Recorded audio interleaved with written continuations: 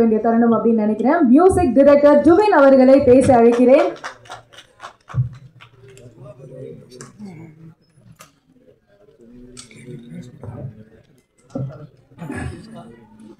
வந்திருக்கிற press media நண்பர்களுக்கும் மேடையில் அமர்ந்திருக்கிற பெரியவங்க எல்லாருக்கும் நன்றியை தெரிவிச்சுக்கிறேன். ரொம்ப சந்தோஷமாக இருக்குது. ஆரோக்கிய ரகுமார் சார்லேருந்து எல்லாருமே, சஞ்சய் சார்லேருந்து எல்லாருமே மியூசிக்கை பற்றி ரொம்ப நல்லா சொன்னாங்க. நீங்களும் கேட்டிருப்பீங்க, உங்களுக்கும் பிடிச்சிருக்கோன்னு நம்புகிறேன். திரௌபதி, ருத்ரதாண்டவம், அதோட வரிசையில் வீரத்தமிழச்சி. ருத்ரதாண்டவோடைய ரிலீஸ் போது தான் எனக்கு இந்த படத்துக்கு அப்ரோச் பண்ணாங்க.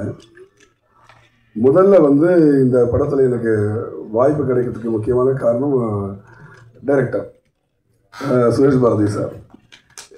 என்னன்னா, வேற ஒரு மியூசிக் டைரக்டரை இந்த படத்துக்காக அவங்க முயற்சி பண்ணும்போது நான் தான் இந்த படம் பண்ணணும்னு எனக்காக முதல்ல ப்ரொடியூசர் சொன்னவர் அவர். ஸோ நன்றி சார்.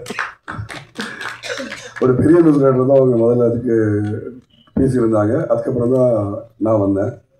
ஸோ என்னோடய வேலையை நான் சிறப்பாக செஞ்சுருக்கேன்னு நம்புகிறேன். இந்த படத்தில் மொத்தம் 3 பாடல்கள் இருக்குது. ஒரு பாட்டு கலைமாமணி விவேகா சார் எழுதியிருக்காங்க, அவங்களால வர முடியல, அதான் என்னமோ நடக்குதுன்ற பாட்டு. ரெண்டாவது இந்த அப்பா பாடல் செந்தில் ராஜா அவர்கள் எழுதியிருக்காங்க. அது ஒரு எழுதின லிரிக்ஸ்க்கு தான் நான் அந்த பாட்டை டியூன் பண்ணேன். நீங்கள் கேட்டிருப்பீங்க, கடைசியாக கேட்ட அந்த அப்பா பாடல் ரொம்ப அருமையாக ஒரு லிரிக் எழுதியிருந்தார். ஸோ அதுக்கு லிரிக்ஸ் கம்போஸ் பண்ணி அப்படி ஒரு பண்ணோம். மூணாவது இந்த வீரத்தமிழச்சி அந்த டைட்டில் சாங், அது இப்போ ஃபுல் பாட்டு இருக்குது. இதில் ஒரு பிட் சாங் தான் நீங்கள் பார்த்தீங்க. படத்தை பொறுத்த வரைக்கும் பார்த்தீங்கன்னா, ஒரு பாதிக்கப்பட்ட ஒரு பெண் எப்படி போராடுறான்றது தான் இந்த படத்தோட கதை. சுஷ்மிதா அவங்க நான் படம் ரீரெக்கார்டிங் பண்ணும்போது பார்த்து உண்மையிலே பயந்துட்டேன்.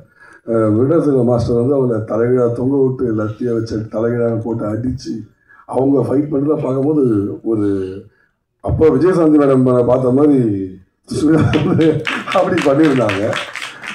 ரொம்ப நல்லா இருந்தது. அவங்களுக்கு மிகப்பெரிய ஒரு இடம் இருக்குது இந்த படத்துக்கு அப்புறம். வாழ்த்துக்கள். அப்புறம் நம்ம சஞ்சய் சார், என்னுடைய நண்பர், என்னை டார்லிங் தான் கூப்பிடுவார். கியூபில் படம் பார்த்துட்டு என்னை முதல்ல கூப்பிட்டு வாழ்த்துனவர் சார் தான். ஜுபின் ரீரெக்கார்டிங் மிரட்டிங்க வேறு லெவல் அப்படின்னாரு. ரொம்ப சந்தோஷமாக இருந்தது. எப்பவும் ஒரு கலைஞனுக்கு அந்த உழைப்பு கிடைக்கிற அந்த அங்கீகாரம் தான் பெரிய வெற்றி. நம்ம வாங்குகிற சம்பளத்தை தாண்டி அதில் எனக்கு மிகப்பெரிய சந்தோஷம். சம்பளம்னு சொன்னோன்னா ப்ரொடியூசரை பற்றி பேசணும் முக்கியமாக. இந்த நான் இப்போ பண்ண சில படங்களெல்லாம் பார்த்தீங்கன்னா எனக்கு சில பெயிண்டிங்ஸ்லாம் இருக்குது. அது முன்னாடியில் அன்ஃபார்ச்சுனேட்லி அந்த ப்ரொடியூசரால் கொடுக்க முடியல அப்படி இப்படின்னு சில காரணங்கள்லாம் போடுறதா அதை பற்றி பேசல. அவங்க என்ன பட்ஜெட் பேசினாங்களோ, சஞ்சய் சார் சொன்ன மாதிரி இவ்வளோ ஒரு பணிவான ஒரு அன்பான தயாரிப்பாளரை யாருமே பார்க்க முடியாது. நித்யானந்த சார் பேசுறதே கேட்காது, அவனுக்கு தான் பேசுவார். மணிவண்ணன் சார் அதுக்கு வேற. 2 பேருமே என்னன்னா, நம்ம பணம் கொடுக்குறோம் அப்படின்ற ஒரு அதிகாரம் எங்கேயுமே இருக்காது. அவ்வளோ தன்மையா, அது சார்ந்த மரியாதையா, அந்த மெல்லிய குரலில் அந்த பணியோட தான் எங்கள்கிட்ட வேலையை வாங்கினாங்க. இது வரைக்கும் ₹1 மிச்சம் வைக்கல எனக்கு இந்த ப்ராஜெக்டுக்காக. சொன்ன காசை எனக்கு சொன்ன டைமில் கரெக்டாக கொடுத்தாங்க.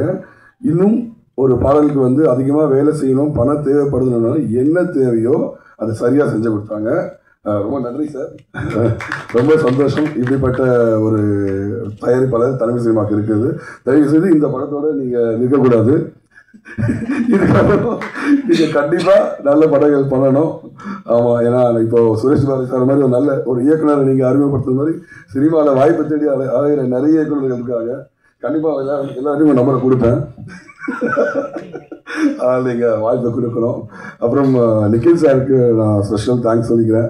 சார் நன்றி சார். அப்புறம் வாழ்த்துக்கள். கலைமாமணி விருது பெற்று சார் நிலையா சொன்ன மாதிரி முதல் விழா எங்கள் விழாவாக இருக்கிறதுனால ரொம்ப சந்தோஷம். விவேகா சாருக்கும் நான் வாழ்த்து சொல்லியிருந்தேன். அவர் நம்ம பாடம் எழுதியிருந்தனால அவருடைய வாழ்த்து இங்கே தெரிவிக்க சொன்னார், வர முடியாதனால.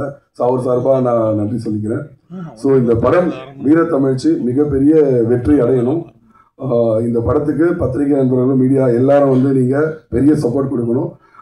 சொன்ன மாதிரி எங்களுக்கு எல்லா படத்துலையுமே குறைகள்னு ஒன்று இருக்கும். ஸோ அதை பெருசாக பார்க்காம இந்த படத்தில் இருக்க நிறைகள், இந்த ஒரு சின்ன ஒரு கூட்ட முயற்சியில் இவங்க என்ன பெஸ்ட் பண்ணியிருக்காங்களோ அதை நீங்கள் நல்லா சொல்லி இந்த படத்தை ப்ரமோட் பண்ணணும். முக்கியமாக 5 ஸ்டார் ஆடியோக்கு நான் தேங்க்ஸ் சொல்லிக்கிறேன். அவங்க தான் இந்த ஆடியோ எடுத்திருக்காங்க. அதுக்கு உதவி செய்த திரு ஜெயபிரகாஷ் அவருக்கு நன்றி. என்னுடைய நண்பர், அவர் ஃபியூச்சர் டைரக்டர். அவரோட நான் அடுத்த படம் பண்ணுறேன். நாங்கள் அடுத்த மாதம் இந்த ப்ராஜெக்ட் ஆரம்பிக்கிறோம். அவர் தான் எங்களுக்கு உதவி செஞ்சார். ஸோ 5 ஸ்டார் ஆடியோ தான் எங்கள் ஆடியோ எடுத்திருக்காங்க. Thank you so much. இந்த படம் மிகப்பெரிய வெற்றி அடையணும். இந்த படத்துக்கு உழைத்த எல்லா கலைஞர்களுக்கும் என்னுடைய நன்றியை தெரிவிச்சுக்கிறேன். தயாரிப்பாளர்களுக்கும், இயக்குனர் சுரேஷ் பாரதிக்கும், முக்கியமாக சுரேஷ் பாரதி சார். எல்லாரும் சொன்னாங்க, எனக்கு சத்தியமாக தெரியாது அவர் வந்து ஒரு கொத்தனாராக இருந்து இந்த அளவுக்கு வந்திருப்பாரான்னு. உண்மைதான். எல்லாருமே எல்லாருடைய வெற்றிக்கு பின்னாடி ஒரு பெரிய ஒரு கதை இருக்கும். சில பேர் மட்டும்தான் பானன் சில்வர்ஸ் பண்ணுவாங்க, கோல்டன்ஸ் பண்ணுவாங்க. ஆனால் சினிமாவில் எல்லாரும் 99% வந்து அடி உதப்பட்டு அவமானப்பட்டு தான் வெளில நடந்திருப்போம். துரோகத்தை நிறைய சந்திச்சிருப்போம். நிறைய இருக்கும். இதெல்லாம் தாண்டி தான் வரணும். நானும் இந்த மாதிரி வேலையெல்லாம் செஞ்சு தான் இருக்கேன். அடிமட்ட வேலையெல்லாம் செஞ்சு தான் அங்கேருந்து தான் நானும் வந்திருக்கேன். தயவுசெய்து ஃபாலோ பண்ணுங்க. ஒரு கைண்ட் அட்வைஸ். இந்த வீர தமிழ்ச்சி மட்டும் குழுக்கும் என்னுடைய வாழ்த்துக்கள். Thank you so much.